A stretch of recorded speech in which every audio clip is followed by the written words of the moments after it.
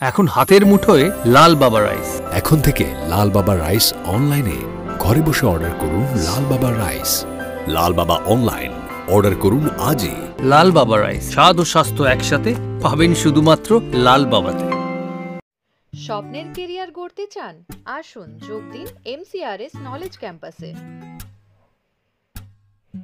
পূর্ব বর্ধমানে অবস্থিত আমাদের ক্যাম্পাসে আমরা অফার করছি নার্সিং ও প্যারামেডিক্যাল কোর্স।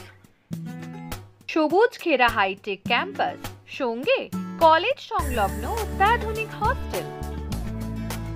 এখানে অভিজ্ঞ শিক্ষক ও শিক্ষিকারা আপনাকে আধুনিক চিকিৎসা পদ্ধতি ও প্রযুক্তির মাধ্যমে প্রশিক্ষণ দিচ্ছেন। আমাদের কোর্সগুলিতে আপনি পাবেন হাতে কলমে প্রশিক্ষণ এবং প্রয়োজনীয় দক্ষতা অর্জনের সুযোগ। বিশ্বমানের পরিকাঠামো ও সুবিধা আপনার শিক্ষা জীবনকে করবে আরো সুন্দর ও সহজ। আপনার স্বপ্নের ক্যারিয়ার শুরু হোক এইখানে, MCRS নলেজ ক্যাম্পাসে। MCRS নলেজ ক্যাম্পাস, আপনার ভবিষ্যতের পথপ্রদর্শক। মুক্ত হওয়া ডিজিটাল মিডিয়ায় আমাদের আজকে স্টুডিওতে আমরা পেয়েছি বিশিষ্ট যোগাসনের প্রশিক্ষক, বর্ধমান শহরের। ওনার দীর্ঘদিন ধরে ওনার হাতে প্রচুর ছাত্র তৈরি হচ্ছে। সুতরাং যেহেতু আমরা আজকে বিশিষ্ট প্রশিক্ষক জয়ন্ত হরকে পেয়েছি, আমরা যোগাসন বিষয়ে ওনার সঙ্গে কিছু সংক্ষিপ্ত আলোচনা করে কিছু বিষয়টা জেনে নেব। জয়ন্তবাবু, আপনাকে আমাদের স্টুডিওতে স্বাগত। আপনি বর্ধমান শহরে প্রথম যে যোগাসন যে ক্লাস কিভাবে কোথায় শুরু করেছিলেন, মানে আপনি শেখানোটা কিভাবে শুরু করেছিলেন? শেখানো শুরু বলতে গেলে আমি একদম খুব ছোটবেলা থেকেই শেখানো শুরু করি। যখন ক্লাস 7-এ পড়ি তখনই পাড়ার বন্ধুবান্ধবদের নিয়ে, সেটা এমনি ইনফর্মালভাবে। আর তারপরে বর্ধমান শহরে সেই সময় বলতে বলছি 75, 76, 77 জাতীয় ক্রীড়া শক্তি সংঘ বা আরও অন্যান্য বিভিন্ন জায়গায় মাঠে মাঠে যেগুলো হতো সেখানে আমি শেখাতাম। এরপর 1980 সালে বর্ধমান যোগ সেন্টার গড়ে তুলি আমাদের। ওটা আপনার নিজস্ব প্রতিষ্ঠান? হ্যাঁ। আচ্ছা। আমরা বেশ কয়েকজন যোগপ্রেমী মিলে ওটা করি। তার আগে 79-80 সালে বা 75, 76, 77 সালে আমি নিজে এবং আমার অনেক ছাত্রছাত্রী বিভিন্ন যোগের কম্পিটিশনে নেমেছে, প্লেস পেয়েছে। আমরা বেঙ্গল কম্পিটিশনে গেছি সেই সময়। তো ওদেরকেই নিয়ে গড়ে উঠলো বর্ধমান যোগ সেন্টার। এটা আমাদের বিশ্ব রোডে যে CMS হাই স্কুল, সেখানে এটা আমাদের যাত্রা শুরু 28 সেপ্টেম্বর 1980। আপনার শুরুটা কিভাবে হয়েছিল? আপনার নিজের যোগ শিক্ষাটা কিভাবে শুরু হয়েছিল? আমার শুরুটা খুব মজার, মানে ঠাকুরদা যোগ চর্চা করতেন। হ্যাঁ, আমার দাদু ঠাকুরদা। তো তাকে দেখে দেখে আমি ফলো করতাম, বজ্রাসন করতেন বা অন্যান্য আসন। মানে এটা আমার কাছে ছিল তখন প্র্যাকটিক্যালি একটা মজার জিনিস, বেশ ইন্টারেস্ট পেতাম, মজা পেতাম। তো তারপর আস্তে আস্তে বড় হওয়ার সাথে সাথে চর্চা জিনিসটা আগ্রহ বাড়লো। তারপরে ক্লাস 7-এ পড়ার সময় হঠাৎ একটি বই হাতে পেলাম। তখন আমি নিয়মিতভাবে নিজে একা একাই করতাম, ওই বই পড়ে দাদুর সঙ্গে কথা বলে আলোচনা করে, এইভাবে আমার শুরু। তখন কি যোগের প্রসার বর্ধমানে অতটা ছিল? আপনার কি মনে হয়? আপনারা যখন শেখানো শুরু করলেন তখন যেভাবে আস্তে আস্তে বেড়েছে, তখন কি ততটা ছিল না কম ছিল? না, তখন তো এটা কোনো সিস্টেমেটিক কোথাও কিছুই ছিল না, শেখানোর কোনো কেন্দ্র ছিল না। না, সেগুলো কিন্তু ছিল না। 80 সালে যখন শুরু করলাম, যেমন আমাদের ফ্রেন্ডস শুটিং ক্লাব বা বর্ধমানে আরও কিছু জায়গায়, সেখানে হয়তো কেউ যোগ শেখাতেন, কোনো একদিন করতেন বা ঠিক নিয়মিতভাবে হতো না। এটা প্রথম একটা রেগুলার সেন্টার, প্রতি রবিবারে শেখানো হতো, তারপর শনি রবি দুদিনে শেখানো শুরু হয়।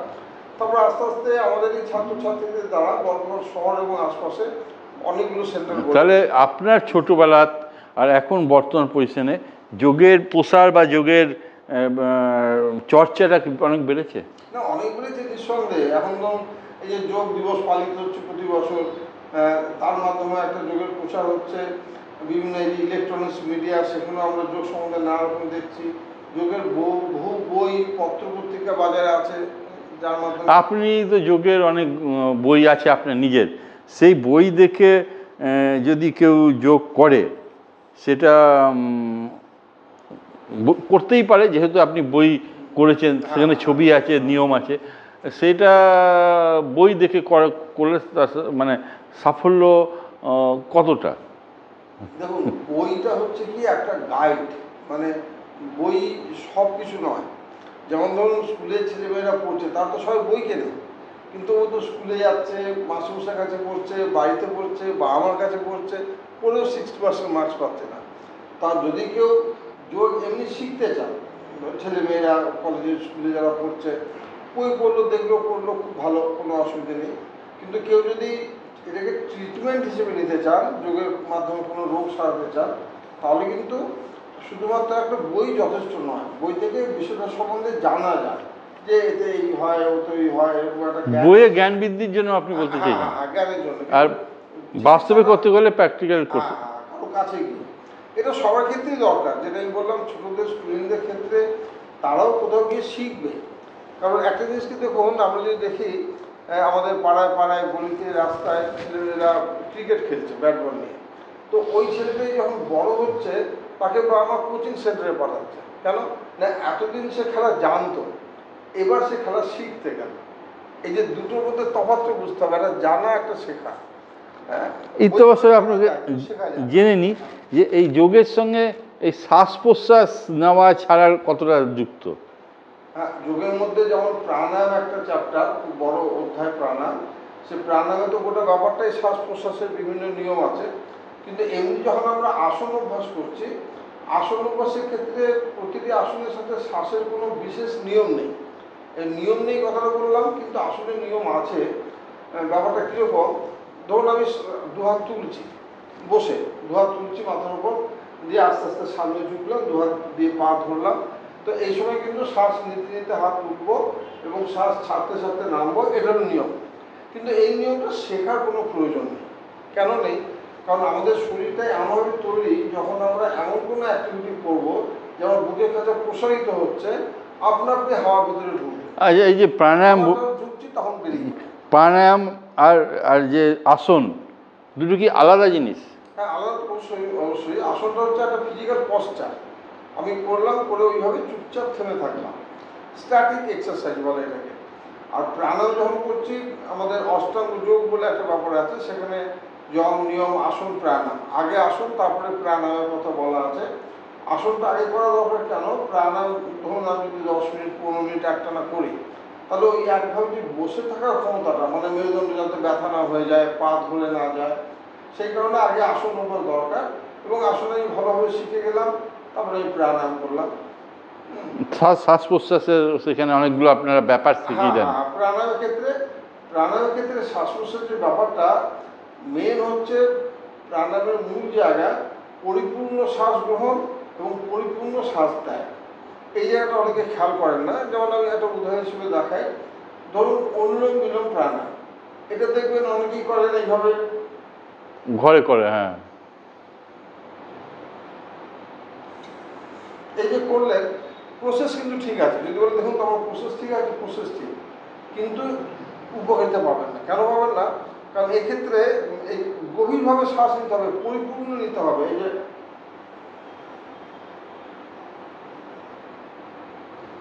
এবং পুরো শ্বাস নিতে হবে, এই খাঁচাটাকে এই এই যে এই যে আপনি এটা বললেন, এটাকে কি কি বলে বললেন? মানে এই যে শ্বাস গ্রহণ, এটাকে পুরো অনুলোম বিলোম না কি একটা? অনুলোম বিলোম। আচ্ছা, এটা কতক্ষণ করতে হয়?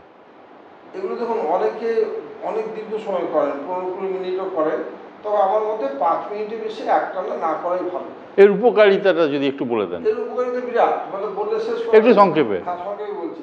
তার আগে প্রথমেই বলি, এটা এমন একটা প্রক্রিয়া যেটা কিন্তু যে কেউ করতে পারে। হ্যাঁ হ্যাঁ, সকলেই করতে পারে। এটা উপকারিতার মধ্যে প্রথম হচ্ছে আমাদের হার্ট লাংস ভালো থাকবে। এই যে গভীর শ্বাস নিচ্ছি ছাড়ছি, আমাদের ফুসফুসের কার্যক্ষমতা বাড়বে, দেহে অক্সিজেন সাপ্লাই বাড়বে, আমাদের নার্ভাস সিস্টেম ভালো থাকবে, সব মিলিয়ে আমার মনে একটা শান্ত ভাব থাকবে। এই যে যখন করোনা চলছিল, সেই সময় তো মেন ফুসফুসকে অ্যাটাক করছিল, তখন আমি একটা ওয়ার্কশপ করেছিলাম অনলাইনে, তাতে প্রায় 2000-এর উপর মানুষ যুক্ত হয়েছিলেন। তো সেখানে আমি এই প্রাণায়ামগুলোকে খুব ভালোভাবে শিখিয়েছিলাম এবং অনেকে বলেছিলেন খুব কাজে লেগেছে। এটা সকলেরই করা উচিত, ছোট বড় ছেলে মেয়ে। কোন রোগগুলো খুব ভালো রেজাল্ট তাড়াতাড়ি পাওয়া যাবে? যোগের মাধ্যমে সমস্ত রোগের রেজাল্ট পাওয়া যায়। কিন্তু তাড়াতাড়ি ভালো কোনটা পাওয়া আর যাবে? তাড়াতাড়ি ভালো বলতে ধরুন মানসিক চাপ, উদ্বেগ, টেনশন যেগুলো আজকাল মানুষ খুব বেশি করছে না বলে বলা যায় হয়ে যাচ্ছে মানুষের, তো এসব ক্ষেত্রে কিন্তু আসন প্রাণায়াম বা এই যে প্রাণায়াম, একটা মানুষ যদি গভীরভাবে শ্বাস নেয়, এটাকে ডিপ ব্রিদিং বা ভস্ত্রিকা প্রাণায়াম বলে, আবার ধীরে ধীরে ছাড়ে, তাহলে কিন্তু 5 মিনিট করলে তার ভিতরে একটা শান্ত ভাব আসে। আচ্ছা, ভালো একটু ভালো নিশ্চিন্তে ঘুম হওয়ার জন্য মানে ঘুমের আগে কী ধরনের প্রাণায়াম বা আসন করা উচিত? ভালো ঘুমের জন্য যেটা দরকার প্রথমেই মানে আমাদের মনের যেন নানা ডিস্টারবেন্স না থাকে এটা দেখা। হ্যাঁ, কারণ আমি যখন শুতে যাচ্ছি আমাকে কিন্তু যেমন বাড়িতে আমরা শোয়ার আগে সমস্ত লাইট ফ্যান সুইচ অফ করছি, যেরকম আমার শরীরেরও টোটাল অফ হতে হবে, তাহলে হবে না। কারণ আমার মনে যদি এটা ওটা চিন্তা ঘুরতে থাকে তাহলে আমার নার্ভগুলো অ্যাক্টিভ থাকছে, আমার ঘুম আসবে না। কাজে প্রাণায়াম করলে যখনই আমার মনে একটা শান্ত ভাব আসছে, বা ধরুন শুতে যাওয়ার ঠিক আগে আমি বজ্রাসনে কিছুক্ষণ বসলাম মিনিট 5, হ্যাঁ, বসার পর পা মেলে শুয়ে ঘুমিয়ে গেলাম মানে তখন কিন্তু ঘুম এসে যাবে। তো এই ক্ষেত্রে বজ্রাসনটা কার্যকরী।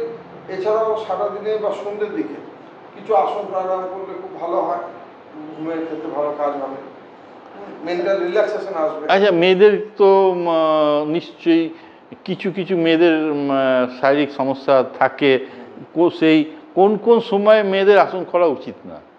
না, মেয়েদের শারীরিক সমস্যা থাকলে মাসে 4-5 দিন সেই সময়টা তারা করবেন না। আর বাচ্চা প্রেগনেন্ট? প্রেগনেন্সি অবস্থা তো বেশি কিছু না করাই ভালো, হালকা ব্রিদিং এক্সারসাইজ করলেন, একটু হাঁটাহাঁটি, হ্যাঁ, বা যখন অন্তঃসত্ত্বা থাকে তখন কি কোনো হালকা প্রাণায়াম বা আসনের ব্যাপার আছে যাতে সে আরো সুস্থ থাকবে, এরকম কিছু আছে? একটা ভদ্রাসন করতে পারেন, হ্যাঁ, ওটাতে অনেক সুবিধা হয়। ওগুলো কোনো রিস্ক নেই? না, রিস্ক নেই, হ্যাঁ রিস্ক নেই, কিন্তু জোর করে চাপ দিয়ে নয়। আর আরো একটা কথা, এই যে আমি বলছি এটাকে কেউ কিন্তু ডাক্তারের প্রেসক্রিপশনের মতো ধরবেন না, এটা জেনারেল আলোচনা। নিশ্চয়ই ডাক্তারের সঙ্গে পরামর্শ করে করবে। ডাক্তার বলতে যোগ বিশেষজ্ঞর কাছে গিয়ে দেখে হয়তো তার শরীরে এমন কোনো অসুবিধা আছে যেটাতে ওটাও করা যাবে না, যদিও আসলে খুব সহজ।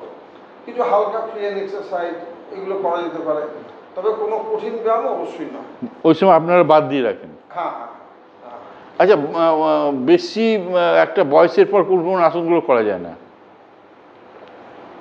ঠিক এইভাবে এই বয়সের পর করা যায় না একটু বলছি, হ্যাঁ, মানে যেটা শরীর পারমিট করবেন না সেটা করবেন না। এমন হতে পারে আসনটা খুব সহজ, একজন 70-72 বছরের মানুষও দিব্যি করছেন, কিন্তু 50-এর একজন বলছেন কই আমার তো হচ্ছে না। এগুলো দৈহিক ক্যাপাসিটির উপর নির্ভর করে, তবে কখনোই বিয়ন্ড ক্যাপাসিটি মানে আমি পারছি না তবুও দেখি চেষ্টা করে বা দেখানোর জন্য আমি পারবো, এইভাবে কখনোই করবো না। সঠিক প্রশিক্ষণ ছাড়া যদি যোগ করে তাতে এবং আসনে যদি তার পদ্ধতিগত ভুল হয় তাতে কি ক্ষতির সম্ভাবনা থাকে? দেখুন, ভুল হলে ক্ষতি নেই এরকম জীবনে কোনো জায়গা নেই আমাদের, ভুল হলে ক্ষতি হবেই। এবার কথা হচ্ছে নেচারটা কীরকম ভুলে।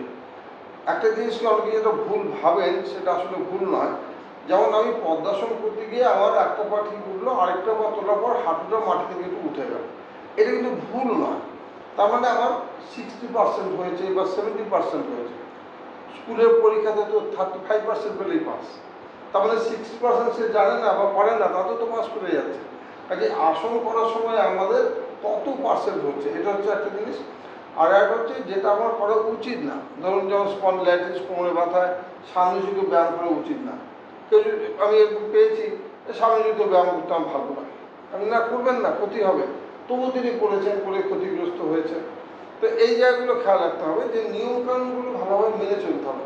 এখানে বই পড়ার প্রয়োজনীয়তা অনেক সময় কী হয়, আমাদের ক্লাসেও দেখি আমরা শিখিয়ে দিলাম, বলে দিলাম, সব করলাম, কিন্তু বাড়ি থেকে না কতগুলো ভুলে গেলেন।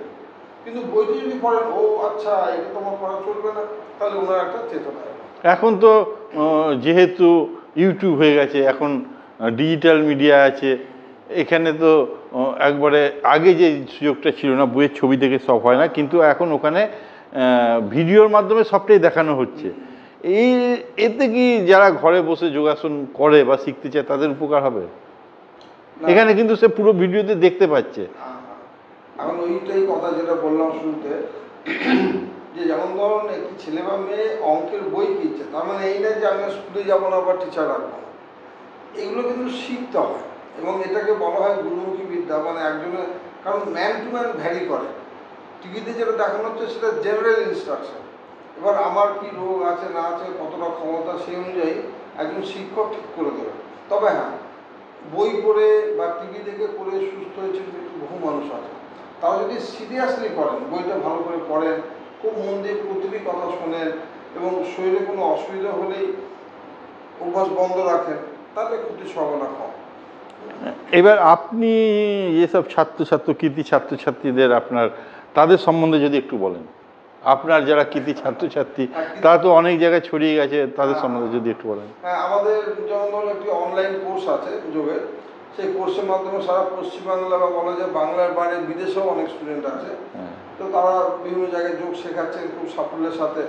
হ্যাঁ, আমাদের বর্ধমানে আমাদের এই কোর্সে বা আমার স্টুডেন্টদের মধ্যে যারা আছেন তাদের মধ্যে পুনর্রক্ষিত আছেন, রিজা তরফদার বলে একজন আছেন, এরা অনেক পুরনো, অরবিন্দ ঘোষ, উনি দীর্ঘদিন ধরে শেখাচ্ছেন। এছাড়াও ডাক্তার সুব্রত সরকার, এবং সুব্রত সরকারের একজন ছাত্র আছে পীযূষ কান্তি পান, উনি যথেষ্ট পপুলার। সুব্রত সরকার আপনার কাছে শিখেছে? হ্যাঁ হ্যাঁ হ্যাঁ, এবং সুব্রত ছবিও আছে আমার বইতে। হ্যাঁ, ও আমার খুব পুরনো স্টুডেন্ট, 1983-84 সালে স্টুডেন্ট ছিল, খুব আগ্রহী যুগে আছে। তো এরকম আরও অনেকে আছেন। এছাড়াও আমাদের বর্ধমান জেলার বাইরে পশ্চিম বর্ধমানে অনেকে আছেন। প্রশান্ত সাহা বলে দুর্গাপুরে একটি ছেলে আছে, ও 82-83 সালে 2002-03 সালে আমাদের স্টুডেন্ট ছিল। ও যখন ওখানে শেখাতে শুরু করলো, ও এসে নানা রকম অভিজ্ঞতা বলতো যে লোকে ওখানে যোগ সম্বন্ধে কিছু জানেই না, তো যা ও শেখাতো। এখন তো অনেকেই জানেন, হয়ে গেছে। এছাড়াও আছে সৌমসিন্ধু দত্ত বলে বালুরঘাটের একটি ছেলে আছে।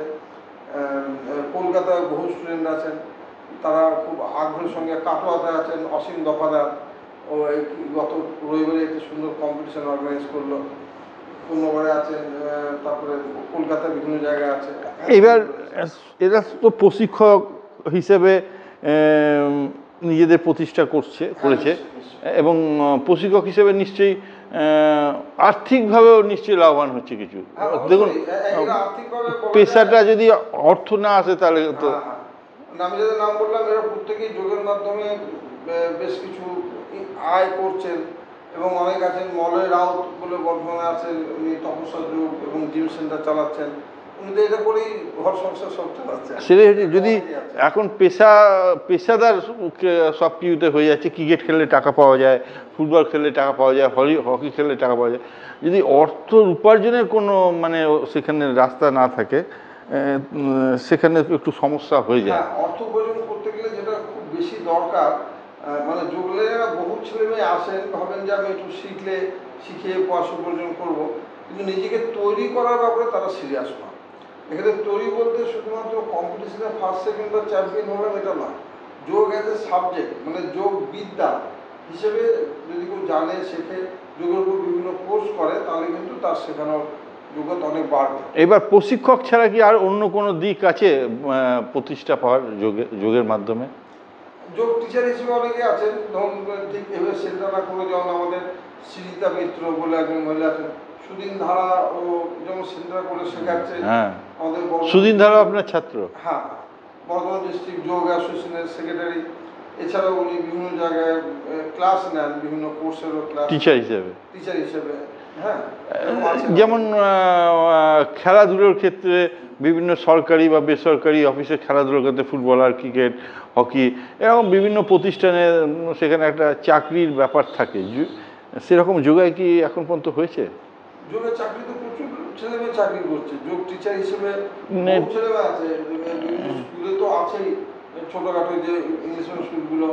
এছাড়াও সেন্ট্রাল গভর্নমেন্টের নানা রকম স্কিমে, যেখানে মানুষকে সুস্থ রাখার জন্য যোগ শেখানো হয়, সেখানে অনেকে আছে।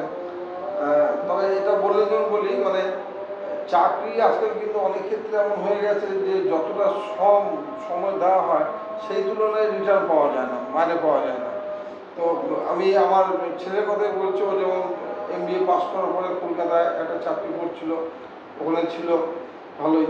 তো আমি দেখলাম যে আমাদের যে বর্ধমান যোগ সেন্টার দীর্ঘদিন ধরে চলছে, তুই চাকরি ছেড়ে দেয়, এখানে আয় যোগ শেখা। হয়তো ওখানে থাকলে বেশি টাকা পেত, হতে পারে এখানে কম পাবে, কিন্তু নিজের বাড়িতে যোগ শেখানো। এবং আমার যেটা মনে হয় যে এটা তো একটা সামাজিক দায়িত্ব, যিনি শেখাচ্ছেন, যোগ শেখাচ্ছেন, তার মধ্যে কিন্তু এটা থাকে, যার জন্য মানে আমার পুত্রবধূ, মেয়ে, গিন্নি সবাই যোগ শেখানোতে আছে, আমি তো আছি। আগামী দিনে যেহেতু আপনার ছেলে, বৌমা, গোটা পরিবারই যোগ আছে, আগামী দিনে কি আরও বড় কিছু পরিকল্পনা আছে যোগ নিয়ে? যোগ নিয়ে পরিকল্পনা বলতে কি, এক সময় ভাবতাম যে খুব বড় আকারে একটা যোগ সেন্টার করবো, এরকম চিন্তা ভাবনা ছিল, কিন্তু বয়স বাড়ার সাথে সাথে বুঝলাম সেগুলো করা। কিন্তু এখন আপনার সাপোর্টে তো আপনার ছেলের বৌমা আছে, ওরা এই সেন্টারটাকে হয়তো একটু বাড়াবে, বর্ধমান যোগ সেন্টারকে একটু বাড়াবে, বা আগে যেমন আমার ক্লাস হতো বিকেলে 2 দিন, এখন সেখানে 7 দিনই ক্লাস হয়, সকালে ক্লাস 1 দিন হতো, সেটা 3 দিন হয়, এইভাবে বাড়ছে। আর আমাদের অনলাইন ক্লাসটা বেড়েছে, এবং আমার দ্বারা যেটা আগামী দিনের চিন্তা ভাবনা, আমার আরও কয়েকটি বই লেখার ইচ্ছা আছে। আচ্ছা, আমি একটা কথা আপনার কাছে জেনে যে এই যে রামদেব যে মাধ্যমে কি যোগের প্রতি মানুষের আগ্রহ বেড়েছে? না, অতি অবশ্যই, মানে উনি যেটা করেছেন এটা তো মানে ভাবা যায় না, অভাবনীয়, মানে একটা অদ্ভুত জিনিস করেছেন। বিনা পয়সায় শেখানোর অনেক সেন্টার। হ্যাঁ, উনি সেন্টার করেছিলেন, এবং আমিও হরিদ্বারে গেছি। আমার মনে আছে আমি গেলাম সম্ভবত 2006 নভেম্বরে সেপ্টেম্বরে। হ্যাঁ, তো একটা বিরাট উচ্ছ্বাস মানুষের, মানে ওখানে 2000 লোক একসঙ্গে যোগাসন করছে, এর আগে তো আমরা কখনো ভাবিনি যে এত উৎসাহ। উনি আসে আপনার যোগের একটা প্রচার পেয়েছে না? হ্যাঁ, সে তো বটেই, এ তো সর্বত্র পৃথিবী জুড়েই প্রচার হয়েছে। হ্যাঁ, উনি তো একটা দারুণ কাজ করেছেন। আমরা যোগাসন নিয়ে আজকে জয়ন্তবাবুর কাছ থেকে সংক্ষিপ্তভাবে কিছু শুনলাম। ওনার তো এই বিশাল জ্ঞান, এই ব্যাপারে ওনার অনেক কাজও আছে। তা আমরা আমাদের সংক্ষিপ্ত আলোচনা ওনার কাছ থেকে যেটুকুন পেয়েছি, আমরা আমাদের দর্শকদের নিশ্চয়ই সেটা শ্রোতাদের কাজে লাগবে, এবং আগামী দিনে আমরা আবার চেষ্টা করব জয়ন্তবাবুকে নিয়ে আমাদের স্টুডিওতে ওনার কাছ থেকে যোগাসন বিষয়ে কিছু জানার। নমস্কার।